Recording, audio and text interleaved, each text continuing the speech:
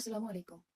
जैसा मैंने आपसे कहा था कि आज हम अपना पहला लेक्चर वीडियो लेके आएँगे, तो मैंने सोचा कि पहले वो टॉपिक्स कवर कर लेते हैं जो फाउंडेशन कोर्स और सेक्रेटरी असिस्टेंट ट्रेनिंग कोर्स दोनों में सेम है। और इस हिसाब से हमारा आज का पहला टॉपिक रहेगा Jammu and Kashmir civil service leave rules 1979। क्योंकि लीव रूल्स पे चाहे फाउंडेशन कोर्स का एग्जाम हो या एसईटी का एग्जाम हो, एक क्वेश्चन हर हाल में आता ही आता है। तो जैसे आप देख रहे हैं 1979 से ये लीव रूल्स जो है एप्लीकेबल है जेएंडके में।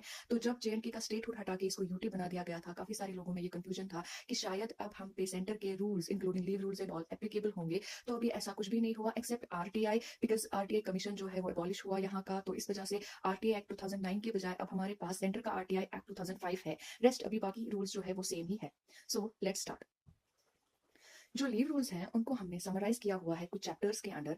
जैसे आप देख रहे हैं उसमें पहला चैप्टर आएगा प्रिलिमिनरी, दूसरा general condition, then grant and return from leave, kinds of leave, due and admissible, special kind of leave, miscellaneous, study leave.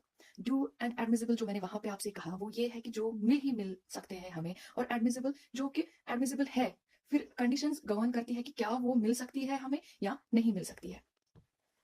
Preliminary में हम आपको बताएंगे कि लीव होती क्या है। प्रिलिमिनरी में आता है लीव होती क्या है, किन ग्राउंड्स पे दी जाती है, और सीएसआर में कहाँ पे ये जो लीव रूल्स है कंटेन किए हुए हैं। लीव एक प्रोविजन है कि हम अपने वर्क से, वर्क प्लेस से दूर रहे कुछ रीजंस के लिए। वो रीजंस हमारे कैजुअल रीजंस हो सकते हैं, प्लानड एक्टिविटीज हो सकती है, मेडिकल ग्राउंड्स हो सकते हैं, या कोई एक्स्ट्रॉर्डिनरी कंडीशन हो सकते हैं।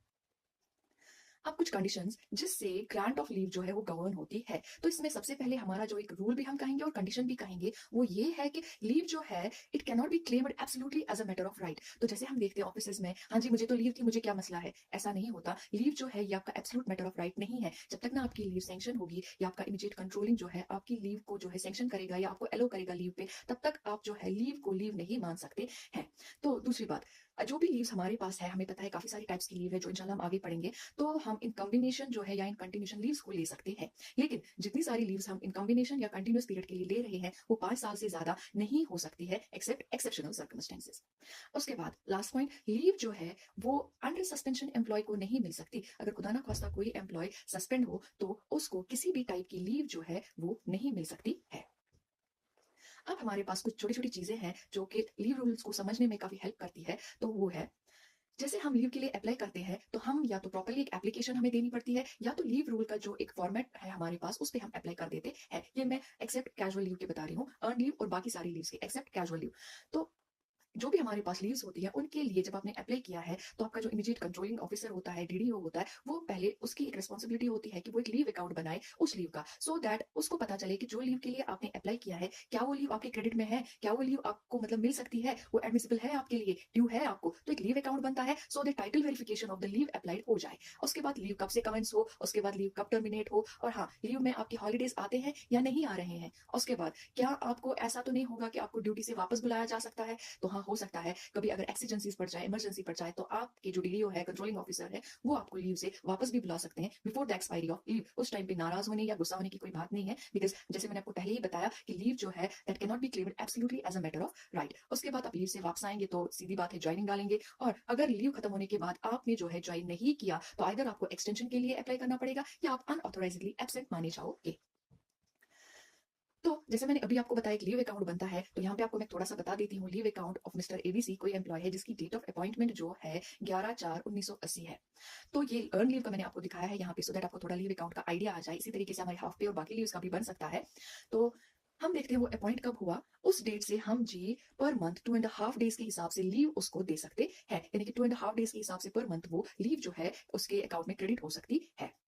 लेकिन जब भी हमारा अर्न लीव का अकाउंट बनता है तो हम 6-6 मंथ्स का इसको बनाते हैं। आप सबको पता होगा कि अर्न लीव जो है एक साल में हमारे पास 30 डेज क्रेडिट हो जाते हैं, और ये 30 डेज जो है वो दो हिस्सों में क्रेडिट हो जाते हैं। पहले 6 मंथ्स के लिए 15 डेज एंड फिर से 6 मंथ्स के लिए 15 डेज। और ये 15 डेज जो है वो जैसे यहाँ पे मैंने दिखाया है एक साथ से लेकर के जो है इस बंदे के लिए मैंने दिखाई है 31/12 से, तो एक साथ में वो 15 डेज क्रेडिट हो जाते हैं। यानी कि 6 मंथ्स का जो पहला दिन होता है, स्टार्टिंग का दिन, वहां पे आपको क्रेडिट हो जाती है। इसी तरीके से दूसरे 6 मंथ जब स्टार्ट होने होते हैं, जैसे जनवरी पे स्टार्ट हो गया तो 1 जनवरी को उसके अकाउंट में 15 डेज क्रेडिट हो जाएंगे, फिर 1 जुलाई को फिर से 15 डेज क्रेडिट हो जाएंगे। एक्सेप्ट अगर वहां पे कहीं पे आपको लगे कि 6 मंथ नहीं आ रहे हैं, 3-4 मंथ ही आ रहे हैं, जैसे मैंने फर्स्ट कॉलम में दिखाया है, फर्स्ट रो में दिखाया है, तो उसको 2 ही मंथ आ रहे हैं, तो 5 डेज मैंने क्रेडिट कर दिए हैं at the rate of 2.5 day per month के हिसाब से। तो ऐसे ही 15 डेज वो अवेल करता जाएगा और उसके अकाउंट में वो जमा होते बैलेंस की तरह आपको जैसे दिख रहा है यहाँ पे क्रेडिट होते जाएंगे।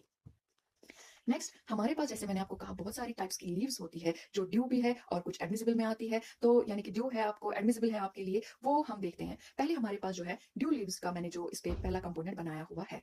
तो ड्यू लीव्स में जो कि आपको मिल ही मिल सकती है वो है पहली कैजुअल लीव, दूसरी अर्नड लीव, तीसरी हाफ पे लीव, फिर कम्यूटेड लीव जो कि हाफ पे लीव का ही एक जिसको हम कहेंगे एक साइड है, एक पहलू है, फिर leave not due and then leave preparatory to retirement. So first one is casual leave. Casual leave जो है वो हम अपने कैजुअल ओकेजन एक दिन दो दिन के लिए किसी एक्सीडेंसी के रिलेटेड ले लेते हैं, जैसे आप सबको पता है। और पूरे साल में 15 डेज कैजुअल लीव जो है एक एम्प्लॉय ले सकता है। कैजुअल लीव्स में कभी हमारी हॉलीडेज काउंट नहीं होती। सपोज अगर आपने 2 डेज कैजुअल लीव सैटरडे को रख ली तो दैट मींस आपका सैटरडे और मंडे का लीव है उसमें संडे एक्सक्लूड हो जाता है, वो इंक्लूड वहां पे नहीं होगा। तो 2 डेज कैजुअल लीव अगर आप सैटरडे को रख रहे हैं that means Saturday and Monday, तो संडे आपको उसमें इंक्लूड नहीं होती, वो आपको ऐसे ही मिल जाती है वो वाली हॉलीडे।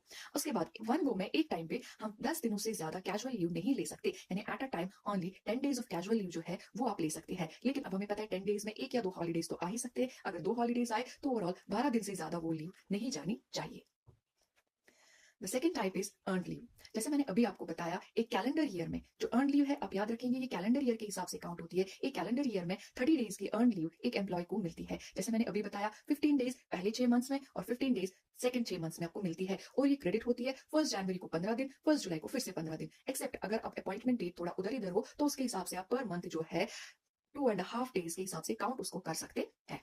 तो वन टाइम पे जितनी आप अर्न लीव ले सकते हैं वो है 120 डेज। यानी अगर आपके अकाउंट में क्रेडिट इस टाइम पे 200 डेज भी है तो वन टाइम आप सिर्फ 120 डेज ही ले सकते हैं। देन आपको एक्सटेंशन के लिए अप्लाई करना पड़ेगा एंड बाकी जो आपको और डेज लेनी पड़ेगी वो एक्सटेंडेड लीव में आ जाएगी, अर्न लीव एक्सटेंशन में आ जाएगी।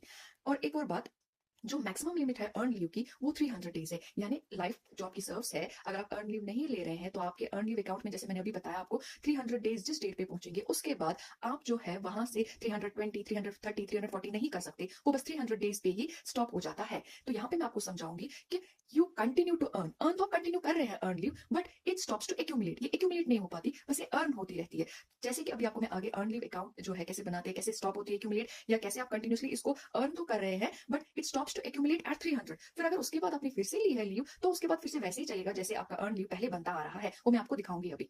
तो पहले 1987 तक अर्न लीव जो थी मैक्सिमम लिमिट 180 डेज थी, फिर उसके बाद 240 डेज हुए, 1997 तक थी वो 240 डेज जैसे आप यहाँ पे देख रहे हैं। और एक एक 1997 से ये 300 डेज इन्होंने मैक्सिमम लिमिट इसकी रखी हुई है। एंड आपको ये भी पता होगा कि at the time of सुपरनेशन retirement जितनी डेज की लीव एक एम्प्लॉय की क्रेडिट में होती है, नॉट ओनली सुपरनेशन रिटायरमेंट, हम यहाँ पे वॉलंटरी भी ले सकते हैं जो या जो भी रिटायरमेंट के आपके टाइप्स हैं, जितने डेज की लीव होती है अर्न लीव क्रेडिट में एक एम्प्लॉय की, उतनी इक्वल टू उसको जो है लीव सैलरी दी जाती है। लीव सैलरी मींस अगर एक अकाउंट एक एम्प्लॉय के अकाउंट में 4 मंथ्स की जो है अर्न लीव बची हुई है at the time of retirement, तो लास्ट मंथ पे जो वो ड्रॉ करता है सैलरी, उस हिसाब से उसको उस लीव के बदले 4 मंथ की सैलरी दी जाती है, जिसको हम कहते हैं cash in leave of leave salary, यानी लीव सैलरी के हिसाब से। तो काफी लोगों में कॉन्सेप्ट है कि 10 मंथ होने चाहिए, ऐसा नहीं है। 10 मंथ इज मैक्सिमम लिमिट। जैसे 300 डेज मैंने अभी बताया आपको, 300 डेज पे यू स्टॉप योर अकाउंट जो है वो स्टॉप करता है एक्यूमुलेट करना लीव्स को, तो उस हिसाब से 300 डिवाइड बाई 10 यानी कि 300 डिवाइड बाई 30 यानी कि 10 मंथ। तो लोगों में कंफ्यूजन है, सॉरी एम्प्लॉइज में कंफ्यूजन होता है कि नहीं जी 10 मंथ होनी चाहिए। इट्स नॉट लाइक दैट, जितने डेज होंगे बट मैक्सिमम 10 मंथ हो सकते हैं, मैक्सिमम 300 डेज हो सकते हैं, उससे ज्यादा नहीं हो सकते, और उससे ज्यादा की आपको लीव सैलरी भी